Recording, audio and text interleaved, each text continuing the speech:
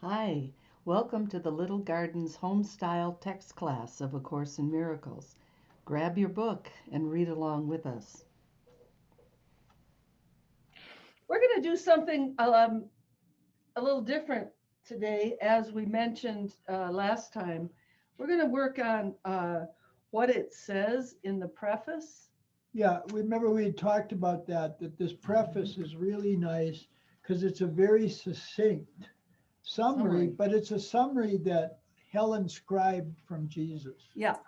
So it's very rich, but very simple presentation of here's the issues, here's the solutions kind of thing. So I'd like to have you think in terms of being, because you know all this stuff. You guys have all been familiar with the course deeply enough to know everything that's in this preface. And if you would think in terms of your sharing, enriching it for people who are brand new. Because when I put this on YouTube, I'm going to put it just as preface, or what it says, rather than in the order, which would be, I think, number 25 or something. So it will really be, for anybody who's looking, this will be a nice introduction to the course. And so your personal reflections on this as a teacher of the course and as a practitioner of it. How does it apply to your life? Those kinds of things would really be helpful. And as we were reading through it this morning, we saw just about every sentence is valuable and can be enriched. So just, kind of go for it. Yeah. Any questions about that? Because it's really a little different in that all this. This is like we're not pulling things apart and delving down deep. It's like it's like the old story of a person in India, where they practice japa, calling upon God's name, like Krishna, Krishna, Rama, Rama, Krishna, Krishna. And he loved his parrot so much that he taught him to take Krishna's name. Like Krishna, Krishna, Krishna. A parrot? So the parrot's going Krishna, Krishna, Krishna, Hari, Hari, Krishna, until a cat comes into the room. And then it's going, ah, ah, ah. In other words, we practice and practice, but when the temptation comes, we might forget. But that's when we can practice the most. Yeah. Okay, so today we are going to work with the preface. The first two parts of the preface, how it came, which talks about the rapid internal dictation that Helen received, and that's Helen talking about herself, and what it is also was written by Helen. But we're going to go to the third part of the preface, what it says, because it's such a great summary of the course. It's wonderful. And again, it was the same sort of scribing for the rest of the course. Yes. As opposed to these first two was Helen's view of it. Right. Which is interesting to see the difference. Yes. And so we can trust that what it says in the section called What It Says does actually come from Jesus, as the rest of it did. Yeah.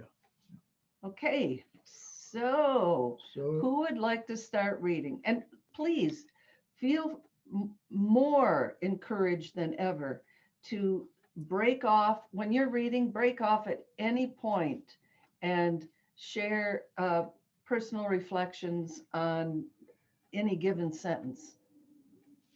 We invite you to be the teacher this time. Who would like to start? Let's make it Dale up there in the corner. What it says: nothing real can be threatened. Nothing unreal exists. Herein lies the peace of God. Well, that's kind of the whole deal, isn't it? Yeah. It really is. Nothing real can be threatened. The truth beyond what we see with our physical eyes, the truth that exists, the true reality can never be threatened because it just is. It's unchangeable. Nothing unreal exists. The stuff that we're seeing in the physical world, that's not true, and we have to reinterpret it. And herein lies the peace of God, which to me means being able to do that, not in the moment, but at least attempt to do that and live in that peace as best we can all the time, which is really, really challenging. But I think that's what we're trying to do here. Thanks. You want to go on and read the next paragraph? Yes, this is how A Course in Miracle begins. It makes a fundamental distinction between the real and the unreal, between knowledge and perception. Knowledge is truth under one law, the law of love or God, which is the real part of this. Truth is unalterable, eternal, and unambiguous. It can be unrecognized, but it cannot be changed. Well, that's a very important sentence to me, because the unrecognizable part, the things that are appearing to us in the physical world, have nothing to do with the truth. And even though we don't recognize what's real, it doesn't change it. It still is. Right. It's getting really metaphysical, and it applies to everything that God created, and only what he created is real. It is beyond learning because it is beyond time and process. It has no opposite, no beginning, and no end. It merely is. Well, I think very simply, to me, it would mean that we are as God created us, and it's our goal and it's what we should aspire to understand what that means. I think if we can get that and know that what's appearing before us is without any substance or power, we're a long way down the road. Yeah. Anyone else like to take a sentence or two and talk about it?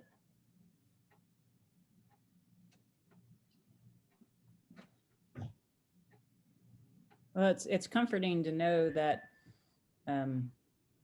at this stage in my life, I know God is always there. It's the truth is always there. Versus when I was growing up in, the Catholic Church, it was whether I was behaving or not. That's how I felt. I had to be a certain way or I wasn't receiving God's love. So this paragraph to me is basically saying, no matter what you're doing in this unreal physical world, my love is constant for you. It never goes away. It's not like, most relationships are conditional if you're behaving a certain way, and it is always true. It is always limitless. It is always there for us to ask, to reach for. So at any given moment of your life, we have free will or choice to allow God's love to come through us. And that eternal peace, because that's only, I think my God message today was about this paragraph in some way. Some days you have to ask 1,000 times. I mean, especially in the beginning, and then over time it gets a little bit easier. But like you said, when shit hits the fan, that's why you need to practice all the time, even in the things that we would say are good situations. Continue to have that practice, because there is no good or bad necessarily. It's how we perceive it. So I know for myself, sometimes I get lazy in those good times. And then when the tough times come, you're out of practice, and that's not a good place to be. Yeah. It's like they say in a military battle, after the first shot is done, you throw out the whole plan. You have to be responding to the moment. Yeah, and the practice is what helps us to do that. Yeah, so it's the same thing with like music. Like jazz is very structured, but that very structure allows it to have a lot of creativity and freely, jam, because you've had structure. Now you can use that structure to go beyond itself.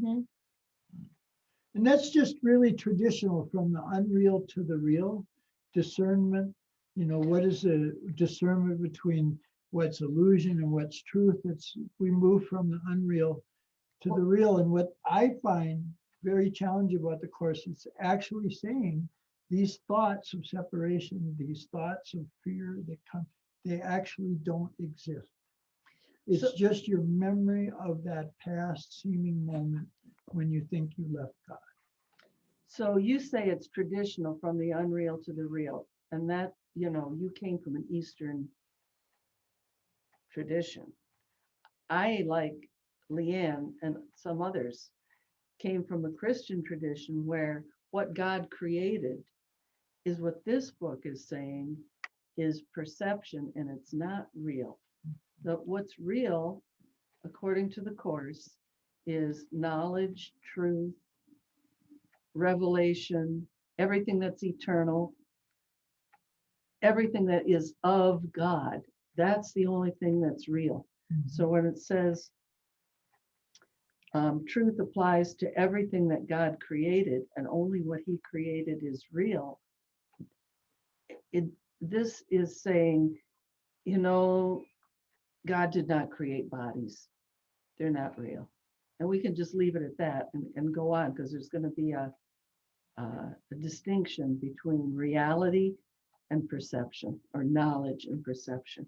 Well, but again, we don't go from illusions to the truth. We go to this illusion of forgiveness, which cancels out. So it's in that sense, forgiveness is more real. Yeah. Because that's what the Holy Spirit responds with, than what I made up. Right. So I'm going from that unreal to the real. That's really just the case in knowledge. Yeah, and don't forget, knowledge in the Course or knowing, it's a technical term. A plant is green. That's not knowledge, right? That's perception. God is love. That's knowledge. Leanne, would you read the second paragraph and give us all your wise thoughts on that one? The world of perception, on the other hand, is the world of time, of change, of beginnings and endings. It is based on interpretation, not on facts. It is the world of birth and death, founded on the belief in scarcity, loss, separation, and death. It is learned rather than given, selective in perpetual emphasis, unstable in its functioning, and inaccurate in its interpretations. Well, I mean, that's, this is a computer because someone told me it's a computer. So certain behaviors are bad because that's what we have learned.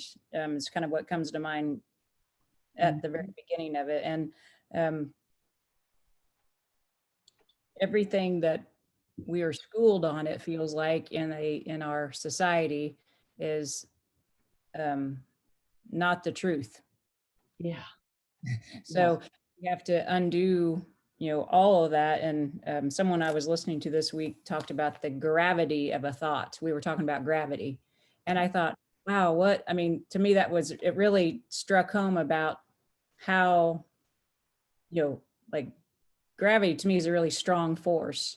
Yeah. And so it was a good thought to have in my head of to be even more mindful of my thoughts and how screwed up they are, and then realize the gravity they have on my whole life, the power they have of my whole situation. So that kind of reminded me of that word gravity as well, the world of perception, the world of the gravity of your thoughts. Yeah, that's it. It's usually think of gravity in that sense as how important it is, but it's also a field of attraction. Yes. And that's one way of looking at it. Of course, doesn't use terms like the law of attraction, but you could kind of, see that perception brings to us what we want. It draws it to us. Well, and she's also articulating this major idea in there that we think that there's a big difference between a little bit of irritation and rage. Yeah. And the Course is saying there's no difference between those. Yeah. You're going to find that a little bit of irritation underneath that is this really deep feeling of separation. Right. So we make these distinctions between a little bit of irritation but we're not taking the gravity of those serious. Yeah, right. But we can practice with the little ones. Hmm. And that's what we're saying. We want to practice before it builds up into this huge drama of, I can't live with you anymore because you're a dirtball. Yeah, yeah, well, which is, yeah. So I want to just comment on this belief in scarcity, loss, separation, and death. That's the world that we believe in. If you look at the news, which is the world story of what's going on, what most people believe is truth, you'll see that the story is based on scarcity, loss, separation, and death. And it's even becoming more in our cultural awareness that our economic theories are all based on scarcity, whereas we could have a different view. The miraculous view is there's enough for everyone. So anybody else? Go ahead. Well, that's interesting because the economy's been moving from a reliance on objects, minerals, Mhm. those things, to a world of ideas, Yeah, which is that's what's true. giving us computers Right. and all so we're moving to ideas and that's how the course actually helps us get rid of the sense of loss. Because if what I'm really giving you is not my time and attention, what I'm really giving you is the idea that you are the Christ. Mhm. If I give you that idea, I don't lose it. Right. So the whole sense of loss in relationships is completely dropped. Right. Because I realize if I give that idea, I don't lose it. Right. And if you accept it, the idea is actually getting bigger, Right. which cancels physical loss. Yep. I mean, that's an absolute cancellation of physical loss. Yep. The world of perception is a world of time, of change, of beginnings and endings. And the world of knowledge is constancy, fullness, completion. Yeah. Stable. Yeah. Any other thoughts on the second paragraph? I wanted to mention a line from the first paragraph and how it relates to a line in the second. Good. So in the first paragraph, there's a line, it is beyond learning because it is beyond time and process. And then in the second paragraph, it's saying that perception is learned rather than given, and it's selective and perceptual emphases. So what I think, what I'm interpreting that to mean is that we don't need to learn, we need to remember, right? Yeah. It's something we've never lost and something we've always had. What we've learned here is how to forget.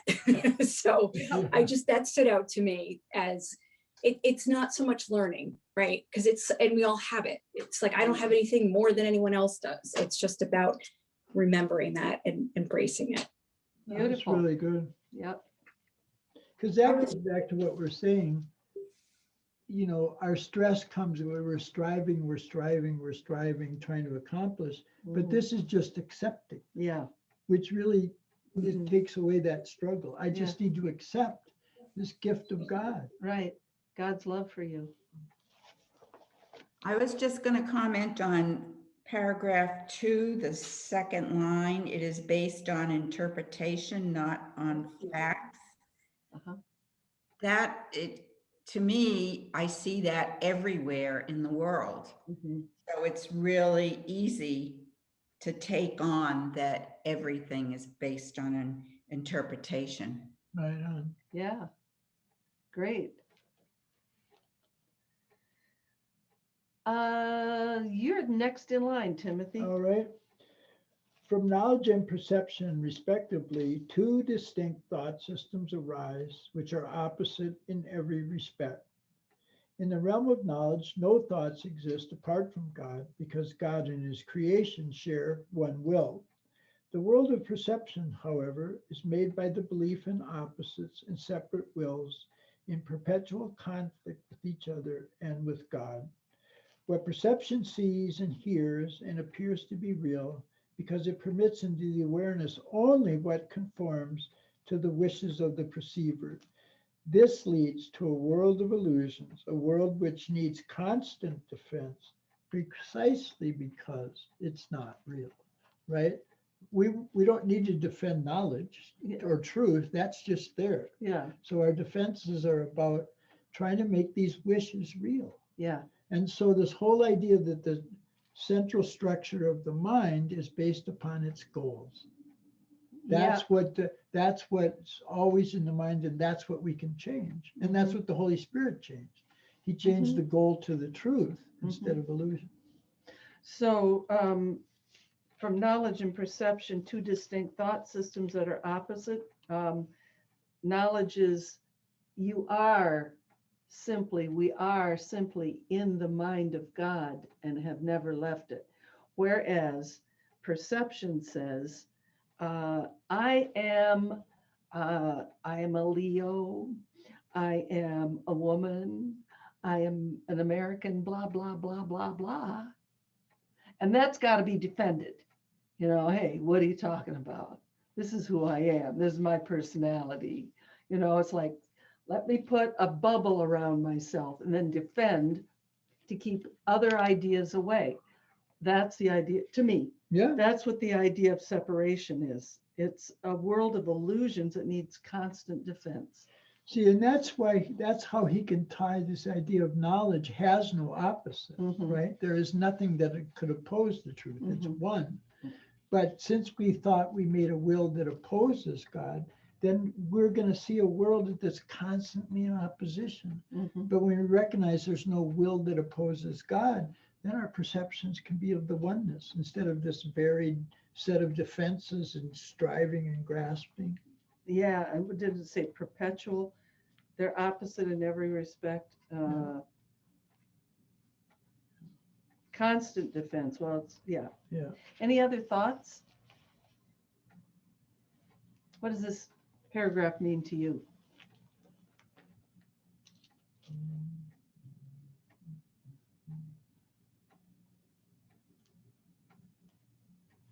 Well, that idea of perception sees and hears, what it sees and hears appears to be real because it permits into awareness only what conforms to the wishes of the perceiver. I've been thinking about that a lot, how what I want puts up a screen, you know, puts up a filter. So the trick is recognizing that what I see is what I wanted.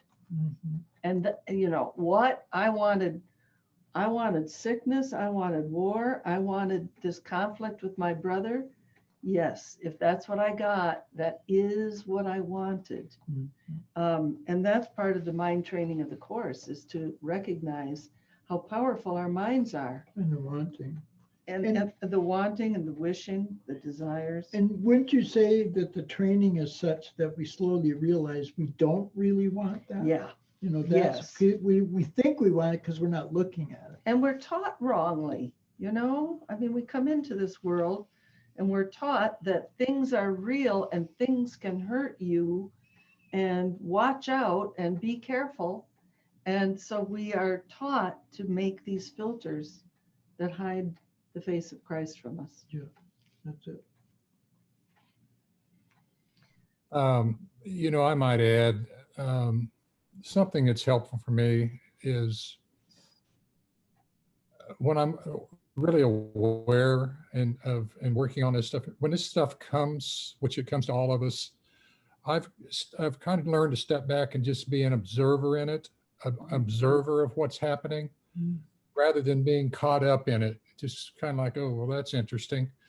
And it really helps me stay in a place of peace rather than engaging that thought and resisting, which anytime you resist anything, it gets stronger. Yeah. So the idea of non-resistance, which another way to say it may be become an observer, has been very helpful for me. Yeah. You know, maybe some of you with the Bible background, could that idea of resist not evil, Yeah. is that part of that? Yeah. Jesus said that. Is that? Yeah. Okay. Flow with it. Yeah. What Let's have- strikes me in this paragraph is this thing about, see, it's halfway. The world of perception, however, is made by the belief in opposites and separate wills in perpetual conflict. and it answers, with each other and with God, but it kind of gives me answers and perspectives as to how there's all this conflict. Everything's conflict, it's Yeah. no matter what it is, even if you're in a relationship or you're in a home or you're in the world, there's always opposites. Yeah. Let's escape from that by choosing to think with God. Right. Why don't you read paragraph 4? It is the 4th paragraph there, Connie. When you have, Yeah, and just break in at any point because it's long and there's a lot in it. When you have been caught in the world of perception, you are caught in a dream. You cannot escape without help because everything your senses show merely witnesses to the reality of the dream. That's so true. God has provided the answer, the only way out, the true helper. It is the function of his voice, his Holy Spirit, to mediate between the two worlds. He can do this because while on the one hand, he knows the truth, on the other, he also recognizes our illusions, but without believing in them. It is the Holy Spirit's goal to help us escape from the dream world by teaching us how to reverse our thinking and unlearn our mistakes. Forgiveness is the Holy Spirit's great learning aid. Forgiveness is the Holy Spirit's great learning aid in bringing this thought reversal about. However, the Course has its own definitions of what forgiveness really is, just as it defines the world in its own way. Well, the Holy Spirit, for me, in studying this course, the Holy Spirit is so key because when things come up, I just give them up to the Holy Spirit.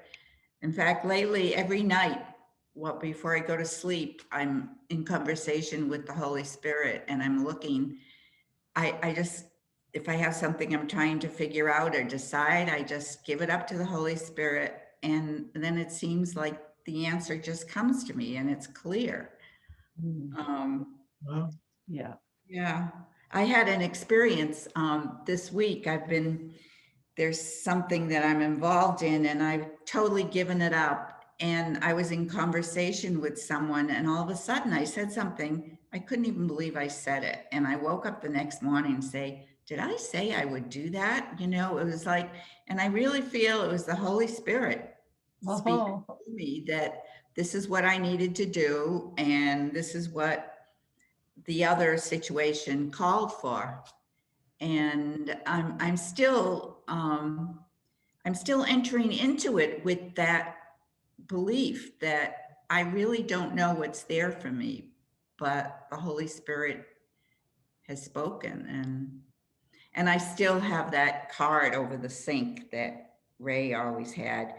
The Holy Spirit, something about the Holy Spirit's presence is only as strong as your willingness to listen. Yeah, his voice is as loud as your willingness to listen.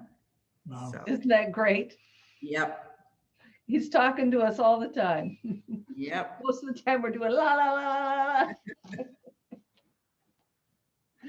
You articulated almost exactly what the Course was saying about you're going to learn to use words in a whole new way, and you may be surprised by what comes Yeah. forward, Right. Yeah. or embarrassed, but don't be. That Yeah. you're really digging deeper. The way I put things like this in this first few paragraphs, the way I put it together for myself is the only thing that's real is the Holy Spirit as he speaks to me in my illusions. I believe in it. I'm in time and space. As he speaks to me, he's speaking of God's love, of reality. And it gets kind of translated into do this, say that. Yeah. But there's no other purpose to our bodies than that. So if we allow ourselves to be used by the Holy Spirit, to be channels for the Holy Spirit, if we get out of the way, then surprising things are going to happen, and miraculous things, and things much bigger than we could have imagined if we based it on the past, our past learning, our sensory awareness and all that. So life is more and more fun as I let go of my version of what's real and what's not. And like you, Connie, when I get an inspiration like that, it's like, okay, I might be wrong. It might be coming from my ego, but I'm just gonna go with it. And if I'm wrong, I'll be corrected. And if I'm right, I'm going to see great results. And yeah. It's interesting that in this paragraph before this, he set this up like these are two distinct thought systems. Yeah. Different in every way. And Yeah. we often talk about that, like sort of putting it in columns. Like here's Yes. the attributes of the ego: fearful, anxious, unstable. The goals change 1,000 times a day or whatever. Mm-hmm. And on this side is this peace, stability of function, a quietness. And then those attributes is how we can distinguish. Am I being driven by fear? Am I being driven by anxiety? Am I being Mm-hmm. driven by lack? Or am I expressing the fullness of abundance? Yeah. And learning, we can all learn the distinction between Mm-hmm. those two thought systems. Yeah. And we learn it by it. How do we feel? Yeah. Yeah. Thank you for that, because I just realized everything that would have kept me back was really ego talk. Yeah. Right. Judgments and fear and all that. Yeah. Right. So yeah, that's really interesting. Oh, good, good. Kathy, would you like to read the next paragraph? Surely. The world we see reflects our own internal frame of reference, the dominant ideas, wishes, and emotions in our minds. I don't think anybody could argue with that. Projection makes perception. It's in the text. We look inside first, and this is projection. We look inside first, decide the kind of world we want to see, and then project that world outside, making it the truth as we see it. We make it true by our own interpretations of what it is we are seeing. If we are using perception to justify our own mistake, our anger, our impulse to attack, and our lack of love in whatever form it may take, we will see a world of evil, destruction, malice, envy, and despair. So if I'm seeing a world like that, I'm in my ego, totally, and it's so easy to think, it's like, well, this is really happening. Mm-hmm. All this we must learn to forgive, not because we are being good and charitable, but because what we are seeing is not true. And we want the poison out of our head. Yeah. We have distorted the world by our own twisted defenses and are therefore seeing what is not there. As we learn to recognize our perceptual errors, which isn't always easy, we also learn to look past them or forgive them. At the same time, we are forgiving ourselves, looking past our distorted self-concepts to the self that God created in us and as us. So that paragraph pretty much sums up the course pretty much. And the one thing I want to say is, like, if you're ever reading this stuff and you feel like it's insulting you, or, there's a big pang of guilt, that comes flying at you, it's me. It's not the course. This is the most loving material in the world. And if I'm reading this stuff and I'm interpreting it in a hostile way, guess what? It's all in here. That's great. Anyone else?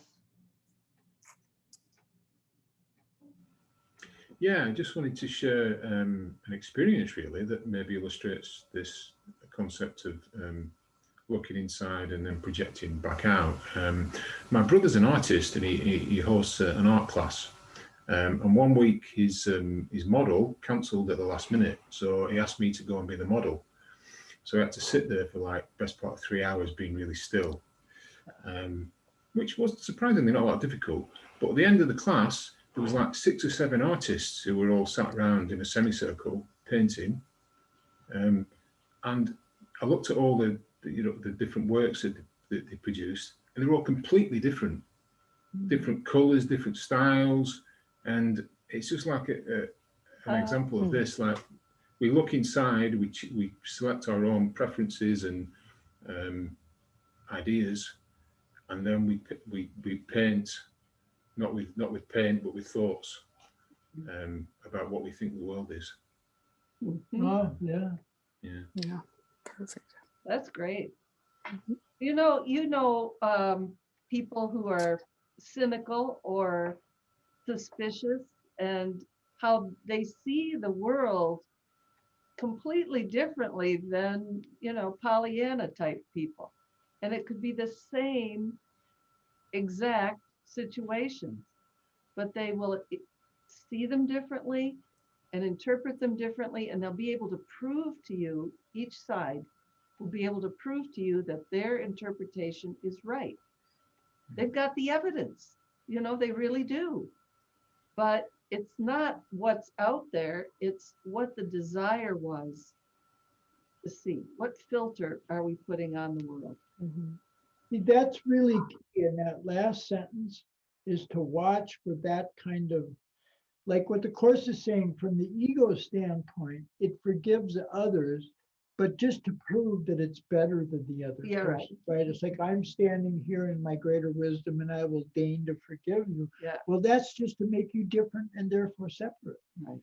And that's why he said in that paragraph just before it, that the Course defines forgiveness in its own way, Yeah. and the world in its own way. And that becomes so important, Yeah. right? Because the ego is all about forgiveness, but it's just to make itself real, Yeah. by comparing. I'm the innocent victim. I'm completely forgiven. Yeah, It's the world out there that's so bad, right. and it's hurting me. Remember when we read, I think it was in the Fear of Healing, that from the standpoint of the ego, it forms relationships because it can justify its attacks in those relationships. It's like, so I'm choosing somebody who's less than me so I can be better than them. Yeah. And that's what the ego's forgiveness Yeah. is just to make you different. So knowing the distinction between that and the Holy Spirit's forgiveness is really important. And I think we have to say, we're only hearing the preface. Yeah. The Course's way of forgiving is all based on the idea of what's real and what's not. Mhm. And it's way different from the way the world is teaching us. Yeah. So, anyone, Hitler, anyone is a son of God, is a child of God. And when we see the truth in them, we have forgiven them, we've released ourselves and them, and that's the best thing we can do for the world. Right. It doesn't mean that a person like that shouldn't be put in prison. It's like, we're not saying we should be victims. We're not saying. In fact, it's very clear from the notes that were given to Helen and Bill that didn't make it into the Course because they were part of a personal counseling. Yeah. He said you should never accept violence.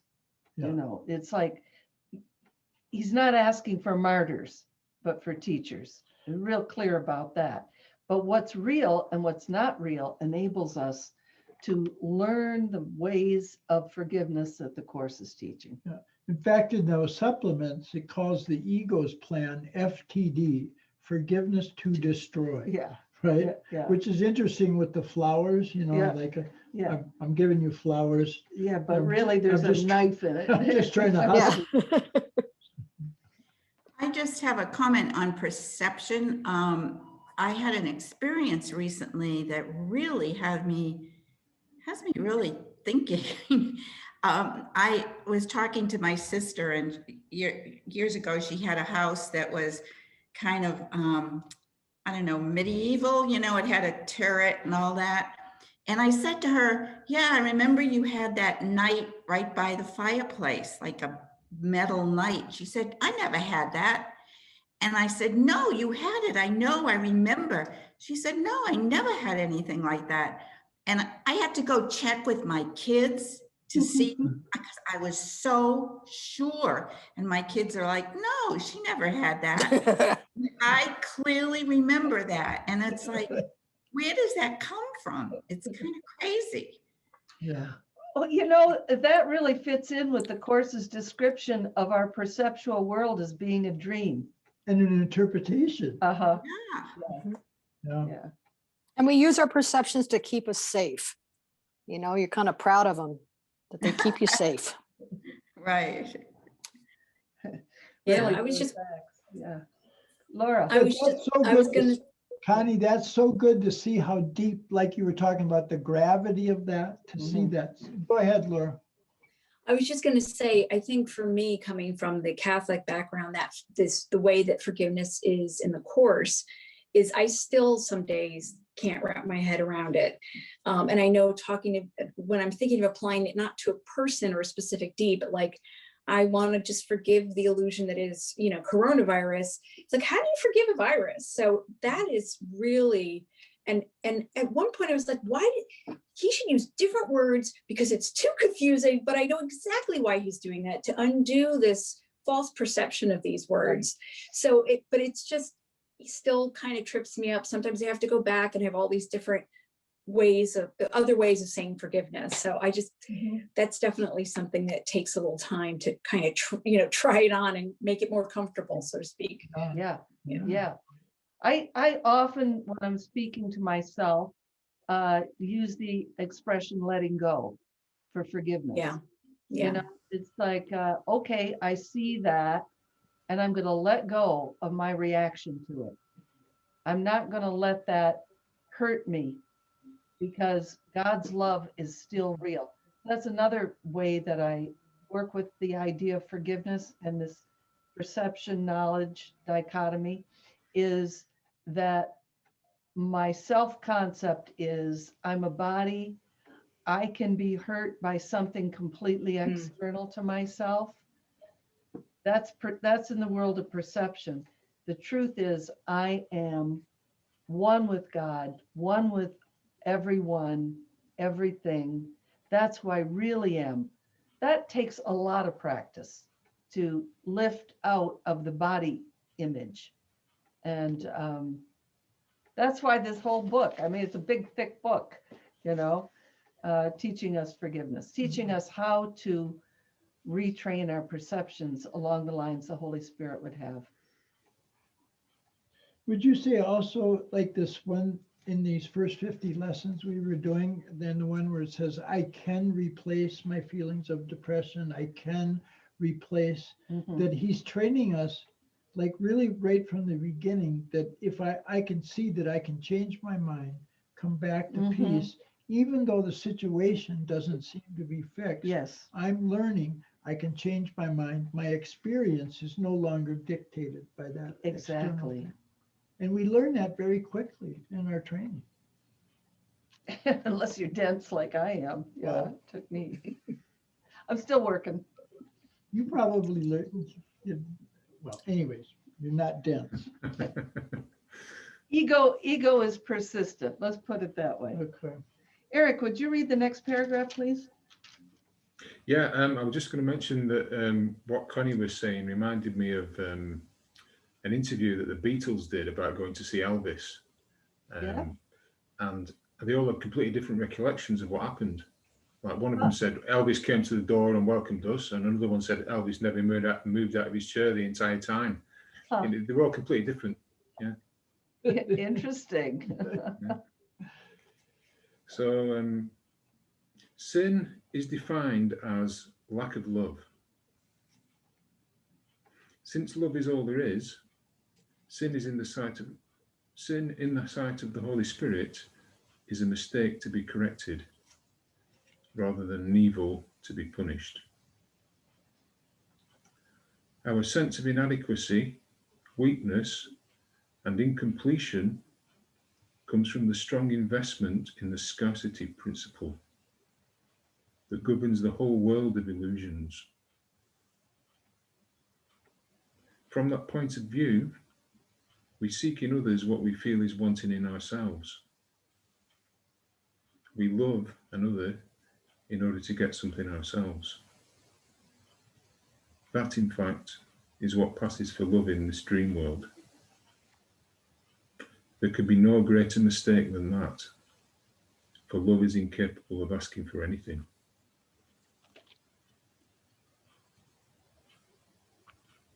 I'm struck by the first part of the last sentence. There could be no greater mistake than that. Misunderstanding what love is. Yeah. Because that's what the whole world's doing, isn't it? Trying to get something as a way of binding ourselves to another, binding them to us. Painful when you think about it, isn't it? In our text study so far, he's already uncovered this idea of the getting tendency, Yes. which is based upon lack kind of thing. Mm-hmm. And he's really going to develop a lot of this in a really formal way by the time we get to chapter 6. Mm-hmm. You know, to have, give all to all, Mm-hmm. that kind of idea. Yeah. The thing that strikes me about this is that we're not even aware that that's what we're doing. And that's the scary part. Yeah. Yeah. Anything else on that paragraph? Yeah, so we're trying to fill our empty bucket with someone else's empty bucket. Yeah. Yeah. And we wonder why we're in defense mode and angry all the time. Yeah. So that paragraph has really got a lot of meat and potatoes in it. You could just study that one paragraph for the rest of your life and probably still be working on it. Yeah. You know, even just everyday passing relationships, I've found that, you know, for most of my life, you're always wanting something from someone else, or you're wanting to change them or fix them or anything. And if you can just realize that they're perfect as they are, the conversations, the energy around the conversation just flows so much better. You're not trying to get something from them or because at the end of the day, I mean, they're perfect as God created them, just like I am. And I was going back to the paragraph before that, I was thinking about, it's a hard pillow to swallow sometimes to think that I created this shit show, you know. if you have some major stuff going on, you're like, I can't be solely responsible for that. But again, that's the ego trying to punish you. And I think, I don't remember, is this paragraph? Yeah. Holy Spirit is a mistake to be corrected rather than an evil to be punished.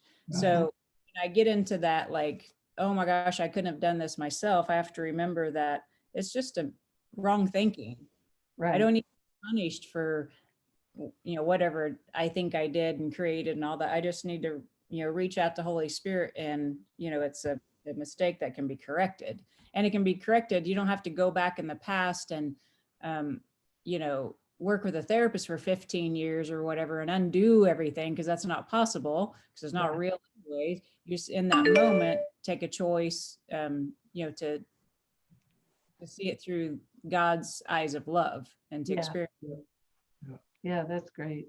You know, Jan and I read that with the one sentence in this paragraph, we quote unquote love another in order to get something ourselves. Like that can be very subtle, like in parenting, right? It's like my identity often becomes an issue in that. Like I want my little girl to be dressed so cute because it reflects on me. It reflects on me. And that's just very subtle of trying to get something. Yeah. You know? Yeah. And putting a burden on the other person. No. Yeah. Oh, we do it all the time. You know, it's like, what is love? It's a huge question. If God is love, what is God? Yeah. That's what it comes down to. That's true. But what's obvious is the roles that we're putting involved in that. that you got to fulfill this role. Mm-hmm. Yep. Okay, let's see, Laura. Okay. Only minds can really join, and whom God has joined, no man can put asunder. It is, however, only at the level of Christ's mind that true union is possible and has, in fact, never been lost. The little I seeks to enhance itself by external approval, external possessions, and eternal love. External. The self that God created needs nothing. It is forever complete, safe, loved, and loving. It seeks to share rather than to get, to extend rather than to project. It has no needs and wants to join with others out of their mutual awareness of abundance. Yeah, that's very different than what we think from an earthly perspective of love, right? So there's also something about that I'm reading into this about patience as well. Like everything that I need will come to me if I act from that place of true love and abundance of which I really have. And it's very counterintuitive to our perceptual, like all we've been talking about this today about my perceptions here protect me, and I have fears and I need other people to do things for me. So yeah, I'll enter into a relationship, but it's really just to get what I need. And this concept being introduced is, just completely different, as we've already been talking about. And it's almost like do nothing and you'll have everything, which is like, what? But it's almost that way. It's like, I don't need to, like go and say, I need this and I need this. And you already have it, and it just has to come through you. And if you're working from that, the truth of who you are, then it's like in the Tao, like, the master does nothing, yet everything happens kind of thing. So, yeah. That's actually the import of chapter 18, section 7, I need do nothing. Yeah. I mean, I used to think that was a metaphor, like, what do you mean I need do nothing? But he literally, how I see myself right now, yeah, I need the help of the Holy Spirit. And I need do nothing except just help, accept the help. Accept the help. Yeah. Yeah. Rather than the striving. Yeah. I mean, the amount of peace that comes from that, Mhm. when I recognize that this is a gift Mhm. rather than something I have to struggle for. Right. For. Oh, yeah. I like that little I and big I, it's like, I heard, it wasn't Pavarotti, it was like Caruso, some ancient opera singer who said, what he does before he performs is he gets out of the way and lets the big me come through. And that's what we're being shown how to do here. Holy Spirit mediates between perception and the truth so that this perceptual vehicle can become a channel. Yeah. Anything else on that paragraph? Well, then let's have Dale. The special relationships of the world are destructive, selfish, and childishly egocentric. Yet if given to the Holy Spirit, these relationships can become the holiest things on earth, miracles that point the way to the return to heaven. The world uses special relationships as a final weapon of exclusion and demonstration of separateness. The Holy Spirit transforms them into perfect lessons in forgiveness and an awakening from the dream. Each one is an opportunity to let perceptions be healed and errors corrected. Each one is another chance to forgive oneself by forgiving the other. And each one becomes still another invitation to the Holy Spirit and remembrance of God.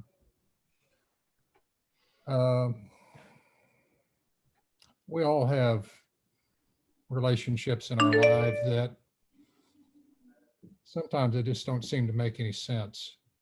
Mhm. And I know in the past that I have pushed back at those. And I felt I needed to defend myself, or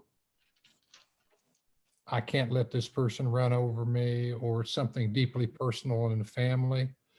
And what I found over a long period of time now, decades, I'm thinking one relationship in particular that I won't get into, it was nothing but destructive for me and for everybody involved. As soon as I decided that I was going to see that person differently, now that doesn't mean, and I forgive them in a sense of I'm not going to allow this sense of separation to persist any longer. What that person did was not okay. But I felt an immediate sense of peace and release, and I could let that situation go and move on with my life. But it took me decades to get there until I finally got so miserable. And sometimes I think we have to get to that place in our lives where we're so miserable that we know that we have to do something else. So that this paragraph to me is about whatever those type of special relationships. I know there's a whole chapter in the course. I don't remember exactly the definition of it, but I'm taking it to be things that are adversarial, or at least our perception of adversarial, that we have to make a different decision about how we're going to see that, and go back to the very first opening thing I read about the reality, what is true and what is not true.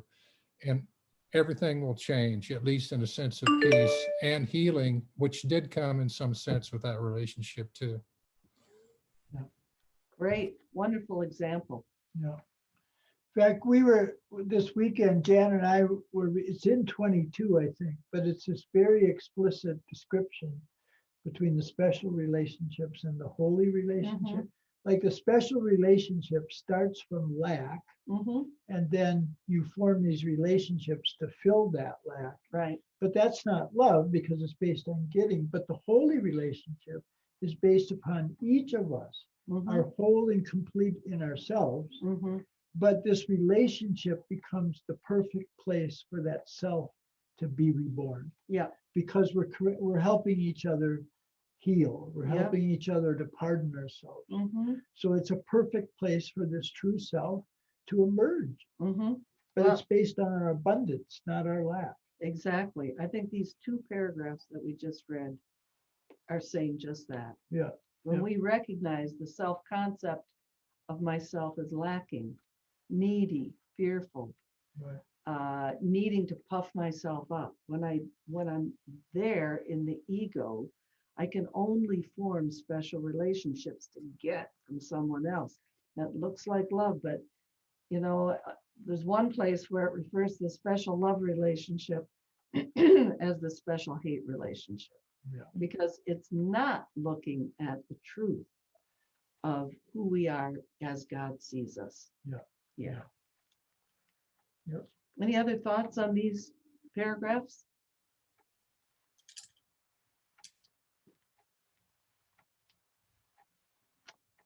Well, then let's see. Leanne, it's your turn, right? Yep, I think so. Sorry, my computer has some notifications going off and I can't figure out how to turn it off. That's okay. We thought it was us. No, it's fine. Sorry. No problem. Perception is a function of the body and therefore represents a limit on awareness. Perception sees through the body's eyes and hears through the body's ears. It evokes the limited responses which the body makes. The body appears to be largely self-motivated and independent, yet it actually responds only to the intentions of the mind.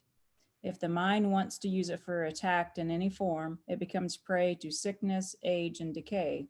If the mind accepts the Holy Spirit's purpose for it instead, it becomes a useful way of communicating with others, invulnerable as long as it is needed, and to be gently laid by when its use is over. Of itself, it is neutral, as is everything in the world of perception. However, or whether it is used for goals of the ego or the Holy Spirit depends entirely on what the mind wants. And for me, I think that last sentence is the most powerful of that whole paragraph because it kind of wraps it up. Again, it comes back to what my mind wants. Are you wanting to control the situation? Are you wanting to prove yourself right? Or you're just really wanting to come from, a place of love and understanding? And so it's just being totally open to the opportunity of the miracles that can be delivered in any situation. And a lot of times, at work, I answer the phone a lot. I mean, that's part of my job. And I get annoyed at answering the phone, so because people, I mean, in my ego is like, people are so stupid. Oh my God, why can't they read, basic instructions, blah, blah, blah. And so I have to remember that, take back and go back into that, take a deep breath, because I can sometimes see the name and I'm like, oh my God, it's that guy again. This one gentleman keeps calling me and he's frustrated with the medical system, which I totally understand. But I had to take a deep breath and say a short prayer in the middle of the conversation, because I was trying to prove myself right and him wrong. And then when I finally asked Holy Spirit to come into the conversation, because we were just kind of butting heads back and forth and he wasn't getting what I was saying and I wasn't getting what he was. But as soon as I said in my head, I said, Holy Spirit, I need help on this, a answer was given to me of what I needed to communicate to him. And the situation was resolved in 15 seconds. Wow. And I'd been on the phone with him for 20 minutes at that time, because I was trying to explain to him, but he wasn't getting it. And I know the reason why he wasn't getting it, because I was so frustrated. There's no way he could get what I was saying, because I was not coming from a good energetic spot.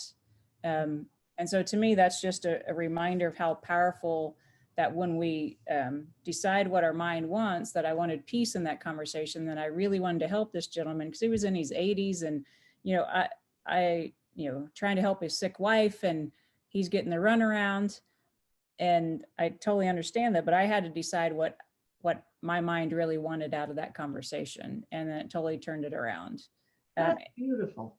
Yeah. And I have those situations happen at work quite often. I had another phone call the next day that I could just sense that this man needed someone to talk to. And so I asked Holy Spirit, what should I open up? Should I say something personal to him that will allow him to open? And I was given a green light. And this man was so grateful to talk to someone that understood what he was going through. And I mean, it was just a beautiful experience. That's not my job. That's not any part of my job to do that. But I have decided that when I have that opportunity, it's a good mind training for me to ask, what can I do in this situation? How can I let go of my ego and come from God's love and make a difference in the world? And so that's been helpful for me to practice on the phone. So that's just a couple examples of, a lot of times we just take those things for granted and it's our job and I'm just doing it. And that's the one thing that irritates me the most, is when people are just doing their job, Right. and they forget that there's a person on the other end. So I'm like, well, if that's the thing that irritates me most, that's what I need to work on the most in my everyday life. So that's my thoughts on that paragraph. Well, thank you. Anyone else want to comment on that paragraph? Can you speak to the mind versus the brain? The Course says that the brain is part of the body and the mind, this is the picture I get. Now, this is a visualization that I get. The mind exists outside of the body. In the mind, we have the Holy Spirit's way of thinking and ego's way of thinking. We can make a choice, and that will tell our brain how to interpret to the body. And what we're doing by mistake is to listen to the brain rather than to go to the mind, where there's choice. And so the brain has got the storehouse of our memories. And if we just are looking at that, well, I've got to be careful about that guy because of what he said to me last week. If we're doing that, we're accessing only the brain, and it's like you know, we're a little robot. If we go to the mind, we recognize we have choice, and it will tell the brain what to do. That's a really wonderful question. And I think that it is referred to in this paragraph where it says the body appears to be largely self-motivated and independent, like it's all about my brain. And neuroscience will tell us our brain is our mind. I mean, almost inevitably, there's the equation that two things are one, the brain and the mind. If you look at things like near-death experiences or quantum mechanics, it's a different story altogether. Yeah. Regular spirituality will say, you know, we, the self, the true self, is eternal. That's not the body. That's not the brain. Yeah. But notice very closely, this is so important, that if the mind accepts the Holy Spirit's purpose for it instead, if the mind does this, Mm-hmm. the body becomes a useful way of communicating with others. Now get this, invulnerable as long as it is needed. So what that's clearly saying is that if you have a function that the Holy Spirit is giving you, your body is not going to be an obstacle to that. Mhm. You will have all the energy you need To do the work you're given. but you've got to see the world and the body as neutral. Yeah. In fact, there's a prayer in part 2 that says, Father, this body is not the son that you created, and what was not created is neither good nor bad, sinful or sinless. So it's the neutrality of the world and the Mhm. body that allows the Holy Spirit to Yeah. use it. Yeah. So it's Right? very clear in the Course, the body is not bad. You know, that's another old heresy, you might say, No. that, you know, spirit good, body bad. That's not what the Course is saying. Well, and it's like we taught, oh, that's like, it really hurts, and it really hurts to love you, and but I've got to do it, and this Yeah. pain doesn't matter. Bullshit. Yeah. Yeah. That pain is That- an obstacle. That pain is a signal we need to change our mind. Yeah. Yeah. Me. Let's see. It's you, honey. Yeah. The opposite of seeing through the body's eyes is the vision of Christ, which reflects strength rather than weakness, unity rather than separation, love rather than fear. So that sentence there is a good example of putting the ego's thought system in one column and the Mhm. Holy Spirit's the other, and comparing them directly, Mhm. right? Like strength, not weakness, unity, not separation, love, not fear, right? Mhm. The opposite of hearing through the body's ears is communication through the voice for God, the Holy Spirit, which abides in each of us. His voice seems distant and difficult to hear because the ego, which speaks for the little separated self, seems to be much louder. This is actually reversed. The Holy Spirit speaks with unmistakable clarity and overwhelming appeal. No one who does not choose to identify with the body could possibly be deaf to his messages of relief and hope, nor could he fail to accept joyously the vision of Christ in a glad exchange for the miserable picture of himself. You know, you said something really important last week about this basic Course idea. It's saying you seem to be confused about the means towards accomplishing your goal. Mhm. You seem to be like, what am I going to do? Or what should I think? You seem to be confused about that. What you were really confused about is the goal. Yeah. And if we change the goal, Mhm. like it's your wants are driving your mental content. Right. If we change the goal, then the means become unmistakably clear, Mhm. very simple to hear, and it has overwhelming appeal. That's why, what is the goal? What do I want? What's the purpose? Mhm. You know, those are the two questions, of course, is always getting us to ask, what do I want?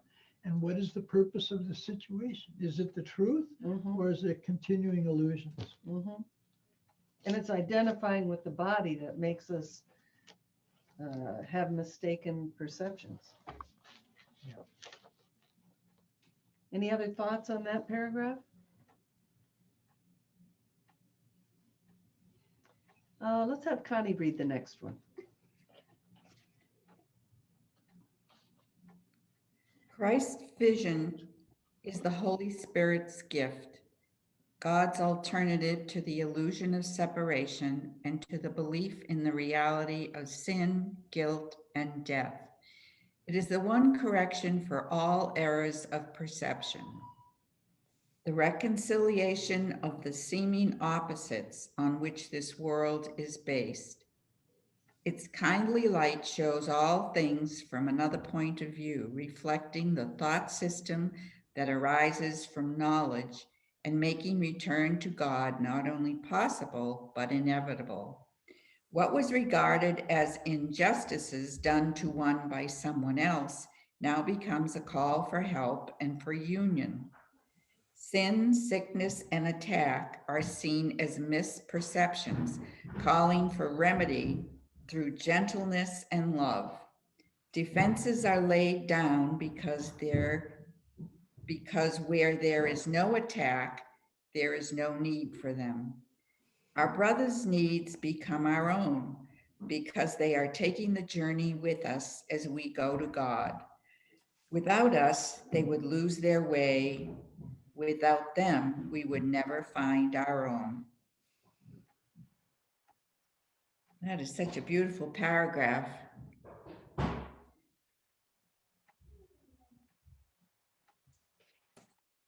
Yeah, I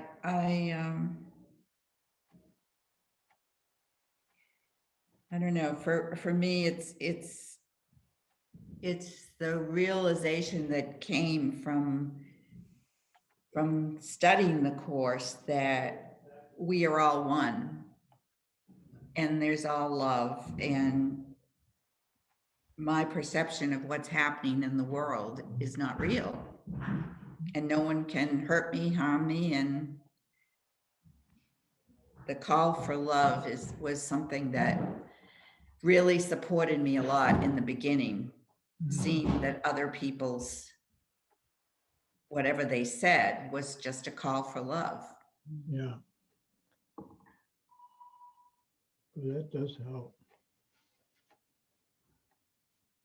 Anyone Yeah. else want to comment on how this strikes them?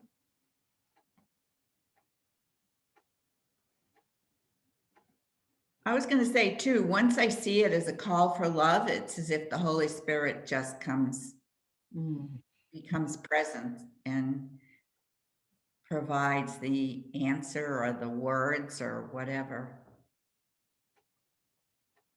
Yeah. Yeah, great. I find that to be true too. You know, notice how those last two sentences deals with the idea of scarcity and lack. Even though you are the Christ, even though you are whole, this relationship is such that you need each other. We need each other. This is the self that can be reborn in this relationship. It doesn't have to be one that makes our egos bigger. Yeah. Yeah. So way over on the top of the previous page, it says, only minds can really join, and whom God has joined, no man can put asunder. We went back and looked at, where that was originally, where it was stated in the text.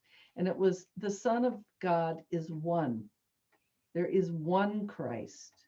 So that explains how it is that without us, our brothers would lose their way. Without them, we could never find our own, because the oneness is expressed when we let go of this little self-concept of, this bodysuit. Right. Yeah. So what's interesting is that what's traditionally was the wedding vow Yeah. is he's saying you are joined with this other person. With everybody. This is God's, Yeah. need not change what's God's will is. Right. And it's not just for marriage, it's for every relation. Everybody. Yeah. Yeah. I think it's Kath. Yeah. Is it Kathy's turn? Yeah. Okay.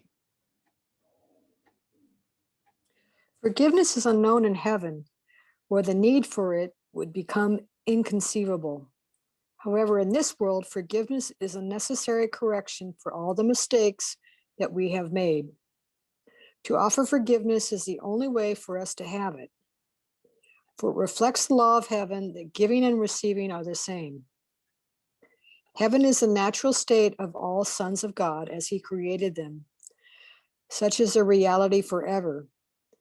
It is not changed because it has been forgotten. So forgiveness is one tool that we're going to use that will get us back to heaven.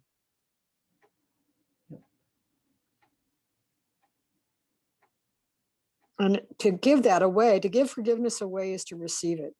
That's the only way that it's going to happen. Yeah. To give is to, giving and receiving are the same. That's a huge principle in the course that I had a lot of trouble with, but it's true. You know, Yep. when you have those, I think there's a couple lessons where you practice thinking, giving good thoughts to people, and it's amazing how much easier your day goes. Yeah. Yeah. And notice how he's using giving and receiving seem to be opposites. Like if I give something away, it doesn't seem as though I'm receiving it if it's a physical thing.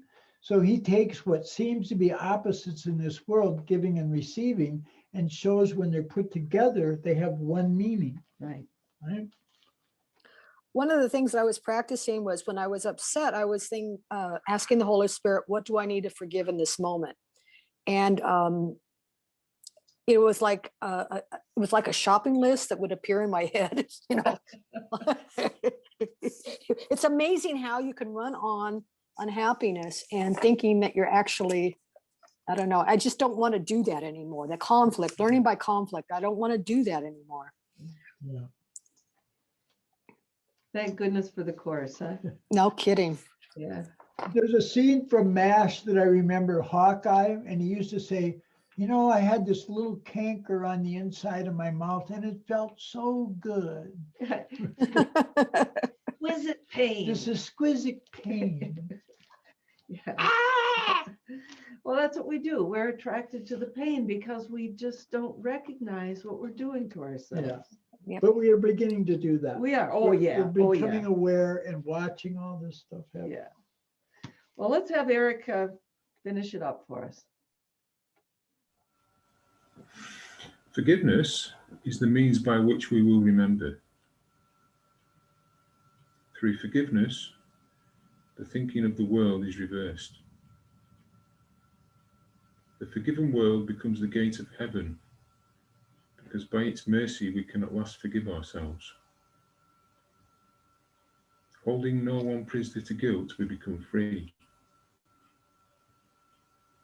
Acknowledging Christ in all our brothers, we recognize his presence in ourselves. Forgetting all our misperceptions, and with nothing from the past to hold us back, we can remember God. Beyond this, learning cannot go. When we are ready, God himself will take the final step in our return to him.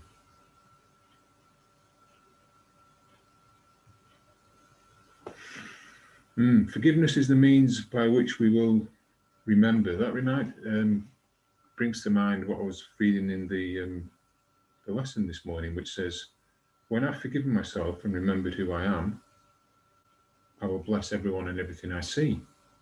And it occurred to me that, never before though actually, that this forgiveness and remembering who I am, like it says here, it's just inextricably linked.